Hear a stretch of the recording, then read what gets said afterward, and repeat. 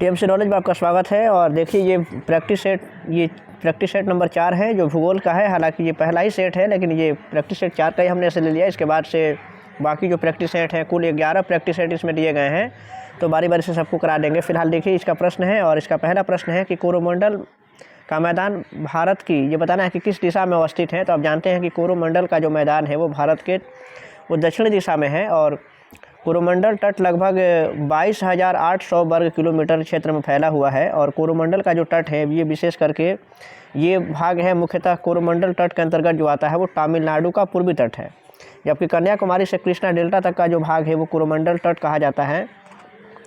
तो इस तरीके से इसका सही जवाब है, यानी कि ये दक्षिणी भाग में स्थित है। प्रश्न इसका ऑप्शन ए सही है। इस प्रश्न का नेक्स्ट है कि पंजाब हिमालय, ये बताना है कि किस नदियों के बीच में स्थित है। तो पंजाब का जो हिमालय है, पंजाब हिमालय जिसे कहा जाता है, वो सिंधु और सतलज नदियों के मध्य में स्थित है।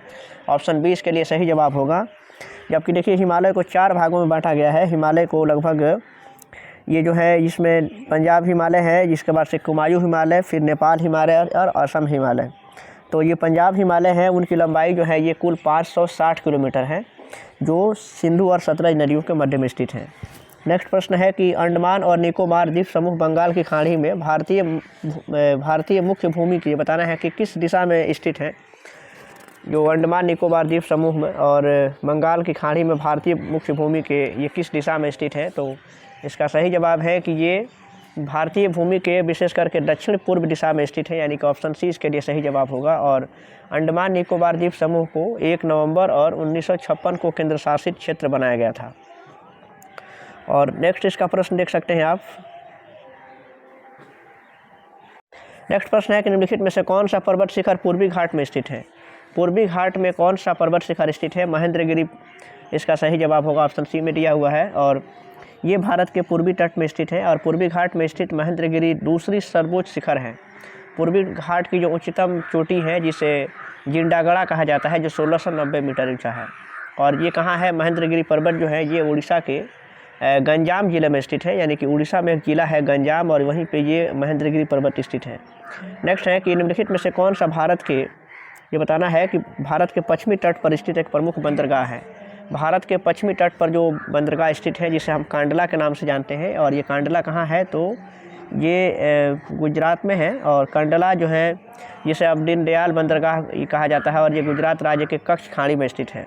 और कांडला का जो बंदरगाह है विशेष करके ये ज्वारीय बंदरगाह है, यानी कि इसे ज्वारीय बंदरगाह भी कहा जाता है, और ये गुजरात में है। फिलहाल नेक्स्ट इसका प्रश्न है कि मिएंडर, ये बताना है कि नाम का भूभाग किसके द्वारा बना होता है। मिएंडर जो भूभाग है ये नदियों के द्वारा बना होता है, और जब नदियाँ जो हैं सीधे मार्ग में से प्रवाहित नहीं होती हैं, बल्कि वो टेढ़े मेढ़े रास्ते से गुजरती हैं, जिसके कारण छोटे बड़े मोड़ बन जाते हैं इसे, और जिसे विसर्प या मिएंडर कहते हैं। तो इस तरीके से नदियों के द्वारा ये बनाए जाते हैं। नेक्स्ट है कि मूसी नदी निम्नलिखित में से किस नदी की सहायक नदियों में से एक है। अगला प्रश्न है, मूसी नदी ये कृष्णा नदी की सहायक नदियों में से है, और कृष्णा नदी की अन्य भी सहायक नदियां हैं, हालांकि मूसी नदी उनकी प्रमुख सहायक नदी है। और कृष्णा नदी का आप जान सकते हैं कि ये इसका उद्गम स्थल जान लीजिए। तो कृष्णा नदी कहाँ से निकलती है, तो महाबालेश्वर के निकट पश्चिमी घाट से निकलती है ये। फिलहाल इसका सही जवाब है कि ये मूसी नदी जो है ये किसकी है, तो ये कृष्णा की सहायक नदी है जो महाबालेश्वर से निकलती है। और इसका नेक्स्ट है कि देखिए कृष्णा नदी प्रायद्वीपीय भारत की दूसरी सबसे बड़ी नदी भी है। कम से कम 1400 किलोमीटर इसकी लंबाई है कुल, और ये प्रायद्वीपीय भारत की दूसरी सबसे बड़ी नदी है। नेक्स्ट प्रश्न है कि निम्नलिखित में से कौन सी पर्वत श्रृंखला दक्षिण अमेरिका में स्थित है। दक्षिण अमेरिका में कौन सी पर्वत श्रृंखला स्थित है। इसका सही जवाब है एंडीज का जो पर्वत है, यानी कि एंडीज पर्वत ये विश्व की सबसे लंबी पर्वतमाला है, और ये दक्षिण अमेरिका में स्थित है। लगभग इसकी लंबाई जो है वो 7000 किलोमीटर है, और ये विश्व की यानी कि सबसे लंबी पर्वतमाला है ये एंडीज पर्वतमाला। और ये नवीन मूलधार पर्वत के उदाहरण है जो एंडीज हैं।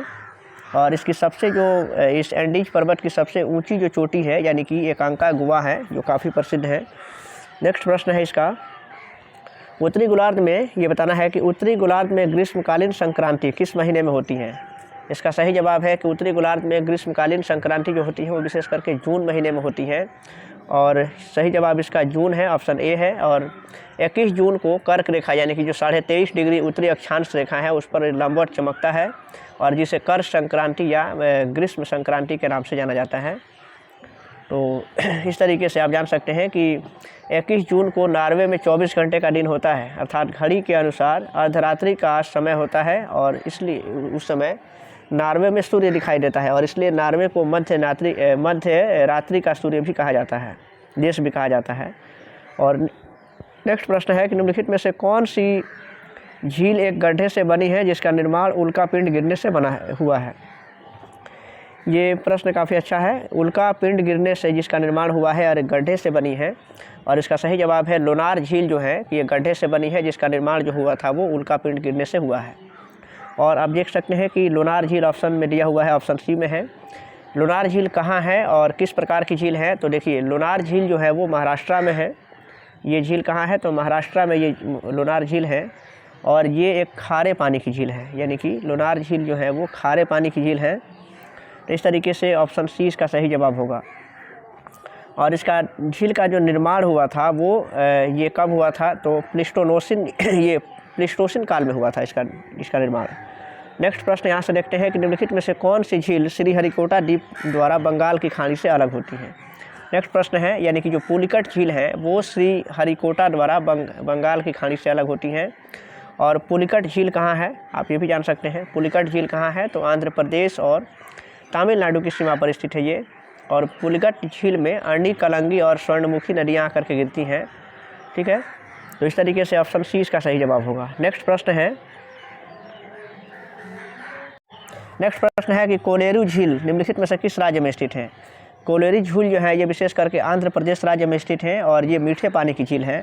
तो सही जवाब इसका है आंध्र प्रदेश, और एक मीठे पानी की झील है कोलेरू झील जो है। और ये झील कृष्णा और गोदावरी क्षेत्र के बीच में स्थित है, और एक रामसर स्थल भी है ये कोलेरू झील जो है। और ये सर्दियों में विशेष करके आने वाली साइबेरियन पक्षियों का एक तरह से प्रजनन स्थल का भी क्षेत्र है। नेक्स्ट प्रश्न है कि कृष्णराज सागर बांध को किस नदी पर बनाया गया है। कृष्णराज सागर बांध को किस नदी पर बनाया गया है, और इसका सही जवाब है कि ये कावेरी नदी पर बना हुआ है। और कृष्णराज सागर बांध जो है ये कर्नाटका में स्थित है। और 1932 में कर्नाटका में मैसूर और मांड्या जिलों के लिए कावेरी नदी पर इसे बनाया गया था। तो सही जवाब आपको देख सकते हैं कि ये कावेरी नदी पर है, और किस राज्य में है, तो कर्नाटका में है। नेक्स्ट प्रश्न है कि भारत विश्व के कुल भौगोलिक क्षेत्र का कितना प्रतिशत भाग है। विश्व के कुल भौगोलिक क्षेत्र का कितना प्रतिशत भाग है, यानी कि निकटतम पूर्ण संख्या में इसे बताना है। तो आप जानते हैं कि भारत जो है कि कुल ये भौगोलिक क्षेत्र का यानी कि लगभग 2% भारत का हिस्सा है, ठीक है ना। ये 2 पॉइंट से कुछ ज़्यादा होता है, लेकिन जब चूँकि ये पूर्ण संख्या में बताना है तो 2.4% है, लेकिन इसमें सही जवाब इसका होगा यानी कि 2%, जो कि ऑप्शन में नहीं दिख रहा है कहीं। इस तरीके से ऑप्शन इसका हो जाएगा, ऑप्शन ई होगा, उपयुक्त में से कोई नहीं। आप जानते हैं कि भारत का जो कुल क्षेत्रफल है विश्व के कुल भौगोलिक क्षेत्रफल का कितना है, हमने बताया आपको भी कि 2.4% है। और भारत का कुल क्षेत्रफल कितना है, तो 32,87,263 वर्ग किलोमीटर है। और भारत दुनिया का क्षेत्रफल की दृष्टि से 7वां बड़ा देश है, जबकि जनसंख्या में दूसरे क्रम पे है। और क्षेत्रफल में विश्व का सबसे बड़ा देश कौन सा है, तो ये रूस है। उसके बाद से देखिए इसमें क्षेत्रफल के अनुसार विश्व के जो बड़े देश उनका क्रम है कि रूस सबसे बड़ा है, उसके बाद कनाडा, अमेरिका, चीन, ब्राज़ील, ऑस्ट्रेलिया, और उसके बाद भारत, और फिर भारत के बाद से अर्जेंटीना है। नेक्स्ट प्रश्न यहाँ से है कि सिंधु और गंगा नदी प्रणालियों के बीच जल का जो विभाजन हुआ है उस पर कौन सा शहर स्थित है। सिंधु और गंगा नदियों के जल के विभाजन पर अम्बाला शहर स्थित है, यानी कि सही जवाब इसका अम्बाला होगा, जो ये पंजाब में है। और सिंधु नदी तिब्बत के मानसरोवर झील के निकट ये बोखरचू हिमानी से निकलती हैं। तो इस तरीके से सही जवाब इसका है कि इन दोनों ही नदियों के बीच जो जल विभाजन है वहाँ पे ये अम्बाला शहर बसा हुआ है। नेक्स्ट प्रश्न है यहाँ से कि पृथ्वी के वायुमंडल में कितने प्रतिशत नाइट्रोजन मौजूद है। 78% इसका सही जवाब होगा। नाइट्रोजन की मात्रा सबसे ज़्यादा है वायुमंडल में, और ये कुल 78% है। जबकि 21% जो है ये ऑक्सीजन है, यानी कि O2 है। और 0.03% ये CO2 हो, जबकि अन्य गैसें जो है वो 1% में है। इस तरीके से सभी गैसों का आप मिश्रण जान गए। नेक्स्ट प्रश्न है कि निम्नलिखित में से ये बताना है कि किस नक्षत्र को द ग्रेट बियर के नाम से जाना जाता है। द ग्रेट बियर के नाम से किस नक्षत्र को जाना जाता है? तो विकल्पों में जो सप्तर्षि जो आप देखिए इसमें दिया हुआ है, सप्तर्षि जो नक्षत्र हैं उससे ग्रेट बियर के नाम से जाना जाता है। और द ग्रेट बियर को अर्सा मेजर या बिग बियर के नाम से भी जाना जाता है। इस तरीके से इसका सही जवाब हो जाएगा ऑप्शन बी, यानी कि सप्तर्षि। नेक्स्ट प्रश्न है कि तापी नदी निम्नलिखित में से किस राज्य में प्रवाहित नहीं होती है? तापी नदी के विषय में जान लीजिए कि ये राजस्थान में प्रवाहित नहीं होती हैं। इसका सही जवाब ऑप्शन सी है। इसके विषय में और भी कुछ बातें हैं कि तापी नदी जो है वो विशेष करके महाराष्ट्र, मध्य प्रदेश और गुजरात में प्रवाहित होती है, जबकि राजस्थान में प्रवाहित नहीं होती है। और तापी नदी जो है मध्य प्रदेश के बैतूल जिले के मुल्ताई नामक स्थान से सतपुड़ा श्रेणी से निकलती हैं। और ये कहाँ गिरती हैं? तो ये खंभात की खाड़ी में गिरती है तापी नदी। नेक्स्ट प्रश्न इसका है कि धूपगढ़ की पहाड़ियाँ किस राज्य में स्थित है? ये 89वां प्रश्न है। धूपगढ़ की पहाड़ियाँ जो है ये विशेष करके मध्य प्रदेश में है। और सतपुड़ा पर्वतमाला की सबसे ऊंची चोटी जो है वो धूपगढ़ है। और सतपुड़ा पर्वतमाला भी एमपी में ही है, मध्य प्रदेश में। और सतपुड़ा श्रेणी जो है दक्कन पठार का ही भाग है। और ये कैसा पर्वत है? तो ये एक ब्लॉक पर्वत है ये, यानी कि सतपुड़ा जो पर्वत है ये ब्लॉक पर्वत का उदाहरण है। नेक्स्ट प्रश्न इसका है कि निम्नलिखित में से कुलगाड़ी, ये अगला प्रश्न है, आप यहाँ से देख सकते हैं कि कुलगाड़ी कौन सी क्रिया संपन्न होती है? निम्नलिखित में से कुलगाड़ी में ये कौन सी क्रिया संपन्न होती है? कुलगाड़ी देख लीजिएगा कि सोना का जो है वो खनन क्रिया वहाँ पे संपन्न होती है, ऑप्शन सी में है। और ये कुलगाड़ी कहाँ है? तो ऑस्ट्रेलिया में जो कुलगाड़ी सोना का एक प्रसिद्ध खान है। ये कुलगाड़ी कहाँ है? तो ऑस्ट्रेलिया में है और यहाँ से सोना खनन का काम किया जाता है। और दक्षिण अफ्रीका में एक जगह है रैंड जिसका नाम है, यानी कि ये रैंड, देखिए तो रैंड जो है सोना का एक विख्यात खान है। और विश्व का सोना सबसे अधिक सुरक्षित भंडार कहाँ है? तो यूएसए में है, यूएसए के पास है, यानी कि अमेरिका के पास है। और कुलगाड़ी तो हमने बताया कि पश्चिमी ऑस्ट्रेलिया में स्थित है और ये सोने की खान है। नेक्स्ट प्रश्न यहाँ से है कि दक्षिण अमेरिका में मध्य अक्षांशीय घास के मैदान का क्या नाम है? दक्षिण अमेरिका में मध्य अक्षांशीय घास का मैदान, देखिए विभिन्न जगहों पे घास के मैदान का नाम भी अलग अलग है। और ये ऑप्शन में आपको जो 3 ऑप्शन दिख रहे हैं वो सभी कहीं ना कहीं के घास के मैदान है। आइए उसके विषय में जान लेते हैं। तो देखिए इसमें ऑस्ट्रेलिया के दक्षिण पश्चिम में जो ये बता रहे हैं आपको कि दक्षिण अमेरिका में मध्य अक्षांशीय घास का मैदान का नाम है पम्पास कहते हैं उसे। जबकि उसी तरह से आप देख सकते हैं कि जो बेल्ट है, ये ऑप्शन सी में जो दिया हुआ है, ये बेल्ट कहाँ का है? तो दक्षिण अफ्रीका में घास की भूमि का नाम है। और जबकि वो जो प्रेरी है वो यूएसए और कनाडा, वहाँ पे घास की भूमि का नाम है जिसको हम प्रेरी के नाम से जानते हैं। तो फिलहाल इस प्रश्न का सही जवाब था, यानी कि पम्पास नाम है दक्षिण अफ्रीका में जो घास का मैदान होता है। नेक्स्ट है कि ग्रेट विक्टोरियन मरुस्थल कहाँ स्थित है? अगला प्रश्न है। और ये ऑस्ट्रेलिया के दक्षिण पश्चिम भाग में स्थित ग्रेट विक्टोरियन मरुस्थल स्थित है, यानी कि ऑस्ट्रेलिया इसका सही जवाब होगा। और ये ऑस्ट्रेलिया का सबसे बड़ा जो है कि ये मरुस्थल है, यानी कि ग्रेट विक्टोरियन मरुस्थल। अगला प्रश्न है कि निम्नलिखित सागरों में से किसमें औसत लवणता सबसे ज़्यादा पाई जाती है? औसत सर्वाधिक लवणता सबसे ज़्यादा कहाँ पाई जाती है? मृत सागर इसका सही ऑप्शन है, यानी कि ऑप्शन बी में है।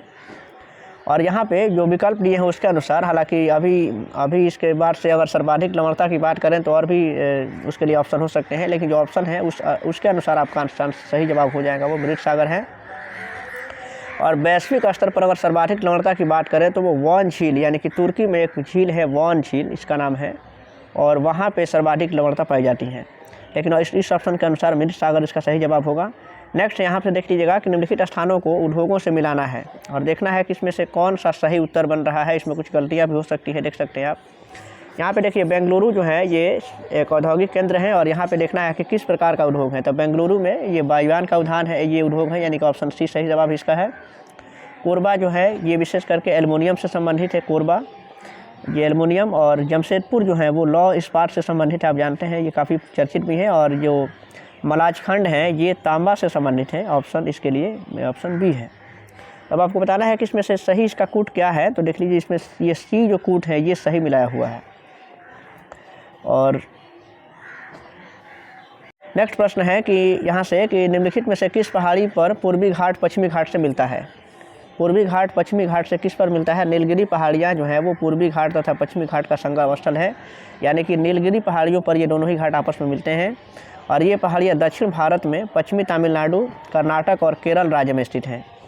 जबकि आप जान सकते हैं कि नीलगिरी पर्वत की सबसे ऊंची चोटी का नाम है डोडा बेटा नाम है, ये काफ़ी प्रसिद्ध है। और नीलगिरी की पहाड़ियाँ जो हैं वो जैव मंडल रिजर्व का एक भाग है जो यूनेस्को के विश्व जैव मंडल रिजर्व नेटवर्क में शामिल है।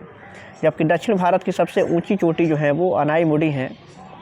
अनाईमुडी ये इस प्रश्न से संबंधित नहीं है, लेकिन नीलगिरी पहाड़ियों का जिक्र आया है तो इसके विषय में बताना जरूरी है। इसके बाद इसका नेक्स्ट प्रश्न है कि निम्नलिखित स्थानों में से तांबा का उद्योग कहाँ पर स्थित है। आपको बताना है तांबा उद्योग जो है ये खेतली जो है, खेतली में तांबा उद्योग स्थित है। और खेतली में भारत सरकार के एक सार्वजनिक उपक्रम हिंदुस्तान कॉपर लिमिटेड यहाँ है। और यहाँ से देख सकते हैं कि खेतली इसका सही जवाब होगा। और आप ये भी जान सकते हैं कि राजस्थान का देश में तांबा भंडार की दृष्टि से प्रथम स्थान है, ठीक है, ये राजस्थान। और खेतली जो है ये भी राजस्थान में ही है। और ये कहाँ है तो झुंझुनू जिला है राजस्थान में, वहीं पे खेतली है जो तांबा उद्योग यहाँ पे स्थित है। यानी कि भारत सरकार का एक यहाँ पे ये कह सकते हैं कि कंपनी है, यानी कि हिंदुस्तान कॉपर लिमिटेड यहाँ पे है, खेतली में है। नेक्स्ट है कि निम्नलिखित में से ये भारत के निम्नलिखित भागों में द्रविड़ियन प्रजाति मुख्य कहाँ संकेंद्रित है, यानी कि द्रविड़ियन प्रजाति भारत में कहाँ पाई जाती हैं। और इसका सही जवाब है कि दक्षिण भारत में द्रविड़ियन प्रजाति मुख्य रूप से ये केंद्रित हैं। और इसका सही जवाब ऑप्शन ए हो जाएगा, यानी कि दक्षिण भारत में। और स्कंद पुराण के अनुसार विंध्याचल से दक्षिण भारत का समग्र भूभाग जो है वो ये पंच द्रविड़ कहलाता है। द्रविड़ भाषाएँ एक भाषा परिवार है जिसमें तमिल, तेलुगु, कन्नड़ और मलयालम प्रमुख रूप से हैं। और तमिल भाषा जो है दक्षिण भारत की, यानी कि कह सकते हैं कि द्रविड़ यानी कि प्राचीनतम भाषा है। इस तरीके से आप ये भी जानते हैं कि भारत में 6 भाषाओं को शास्त्रीय भाषा के रूप में घोषित किया गया है, जिसमें तमिल भी शामिल है। तमिल है, संस्कृत, कन्नड़, तेलुगु और मलयालम ये किया गया है, जिसमें तमिल को सबसे पहले इसमें 2004 में शामिल किया गया था, जबकि ओडिया भाषा को 2014 में। नेक्स्ट है कि निम्नलिखित लौह अयस्कों में से बैलाडीला में किसका खनन होता है। आपको बताना है कि बैलाडीला में ये खनन किसका होता है। तो हेमेटाइट जो अयस्क हैं, आप जानते हैं कि लोहा का एक प्रमुख अयस्क है, और उसका खनन होता है बैलाडीला में।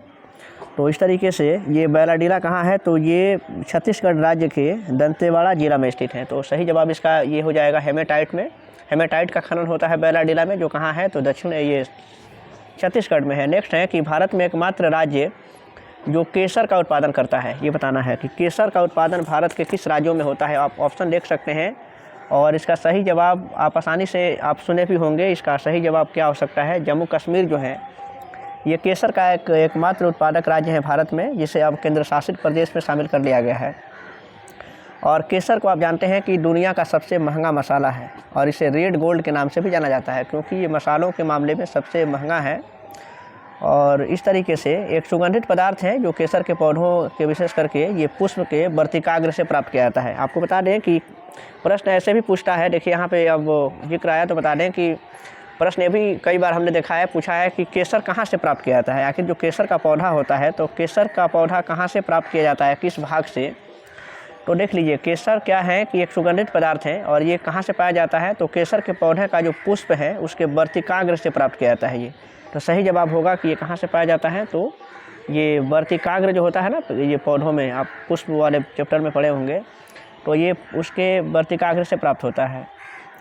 तो इस तरीके से नेक्स्ट इसका प्रश्न देख सकते हैं हम कि अगला प्रश्न है यहाँ से कि निम्नलिखित नगरों में अलकनंदा और भागीरथी नदी कहाँ मिलकर गंगा नदी बनाती है। यानी कि ये अलकनंदा और ये भागीरथी कहाँ मिल जाती है जो गंगा नदी बनाती है यहाँ पे, तो देवप्रयाग इसका सही जवाब होगा। नेक्स्ट प्रश्न है कि निम्नलिखित में से भू आकृतियों में से किसके द्वारा बिहार राज्य का उत्तर पश्चिमी भाग घिरा हुआ है। बिहार राज्य का उत्तर पश्चिम भाग घिरा हुआ है किस पहाड़ियों से, ये बताना है। और इसका सही जवाब है सोमेश्वर पहाड़ी श्रेणी के द्वारा बिहार का उत्तरी पश्चिम भाग जो है वो घिरा हुआ है। तो ऑप्शन ए हो जाएगा इसका, सोमेश्वर पहाड़ी। और बिहार के उत्तर पश्चिम भाग में शिवालिक पर्वत श्रेणी का विस्तार है, और इसके उत्तर में सोमेश्वर श्रेणी है जिसका शीर्ष भाग बिहार और नेपाल की सीमा पर स्थित है। तो इस तरीके से नेक्स्ट प्रश्न हम देख सकते हैं अब यहाँ से कि ये बताना है कि तेल नदी निम्नलिखित नदियों में से किसकी सहायक नदी है। बताना है कि तेल नदी जो है कि किसकी सहायक नदी है। और तेल नदी ये बताना है कि ये देखना है कि तेल नदी छत्तीसगढ़ राज्य के रायपुर जिले में आदिवासी बहुल क्षेत्र में निकलती हैं और इस तरीके से यह महानदी की सहायक नदी है, जबकि यहाँ पे ऑप्शन में नहीं दिया हुआ है। इस तरीके से इसका सही जवाब हो जाएगा उपयुक्त में से कोई नहीं। जबकि आप जान सकते हैं कि तेल नदी किसकी सहायक नदी है, तो महानदी इसका सही जवाब होगा, जो कि ऑप्शन में नहीं दिया हुआ है। अगला प्रश्न है कि निम्नलिखित नहर प्रणालियों में से किसी से बिहार के क्षेत्र में सिंचाई होती है। तो देख सकते हैं आप, ये इसका सही जवाब है त्रिवेणी नहर, यानी कि त्रिवेणी नहर जो है कि ये बिहार क्षेत्र में सिंचाई करती हैं और त्रिवेणी नहर बिहार के उत्तर पश्चिम क्षेत्र में चंपारण जिले में सिंचाई करने के लिए बनाई गई नहर है। और त्रिवेणी नहर जो है ये गंडक नदी के बाएं तट से निकाली गई है और इसका निर्माण कार्य 1909 में ही शुरू किया गया था। नेक्स्ट प्रश्न इसका है कि निम्नलिखित राष्ट्रीय राजमार्गों में से कौन छपरा एवं गोपालगंज को जोड़ता है। देखिए बिहार से प्रश्न है, छपरा और गोपालगंज को जोड़ने वाला काम ये जो है कि कौन सा राष्ट्रीय राजमार्ग करता है, यानी कि जो NH है, यानी कि NH 85 देखिए इसमें दिया हुआ है। राष्ट्रीय राजमार्ग संख्या 85 जो है वो छपरा और गोपालगंज को जोड़ता है। और इसमें आपको ये भी बता दें कि इसमें इसकी लंबाई जो है ये 45 किलोमीटर है, जो छपरा से गोपालगंज को जोड़ता है। NH 85 है इसका ये। और इस तरीके से जो सबसे लंबा इसमें है, यानी कि अभी इसमें दिया हुआ है, तो आप देखिए यहाँ पे NH 80 जो है, जो इस ऑप्शन में नहीं है। हालांकि आपको हम बता दें कि NH 84 जो है ये आप जान लीजिए बाकी ऑप्शन के बारे में। जो NH 84 है वो आरा से बक्सर जोड़ता है और ये कुल 66 किलोमीटर है, जबकि जो 77 है ये हाजीपुर से सोनबरसा को जोड़ता है और ये कुल 142 किलोमीटर है। हालांकि ये जो है ऑप्शन सही इसका है और ये कुल कितना है, तो 45 किलोमीटर था। नेक्स्ट इसका है कि निम्नलिखित जिलों में से 2010 से 11 के दौरान कहाँ सर्वाधिक जनसंख्या वृद्धि हुई है।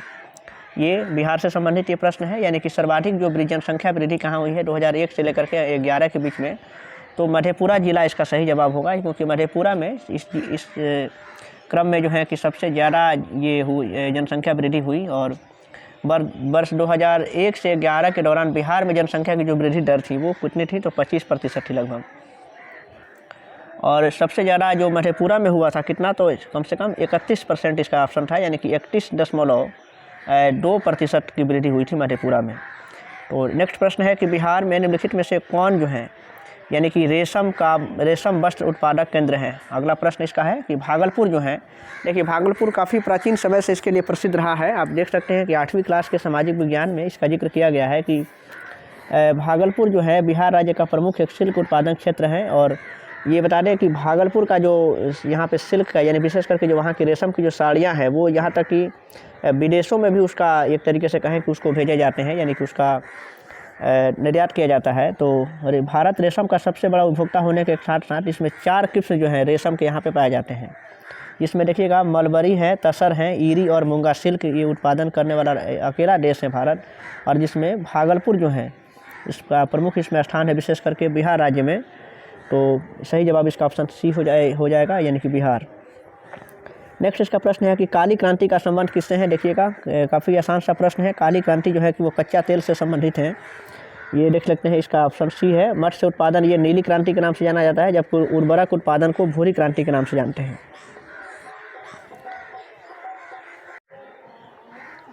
आप देख सकते हैं यहाँ पे ये कुछ वीडियो यहाँ से रुक गया था। आप देखें इसमें सही जवाब इसका बता दें कि यहाँ से प्रश्न को ये बताया गया था। देखिए यहाँ पे इसका सही जवाब भागलपुर है।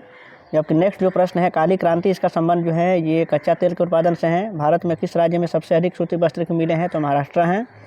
और इसका नेक्स्ट जो प्रश्न है, और इसके बाद इसमें नेक्स्ट प्रश्न है कि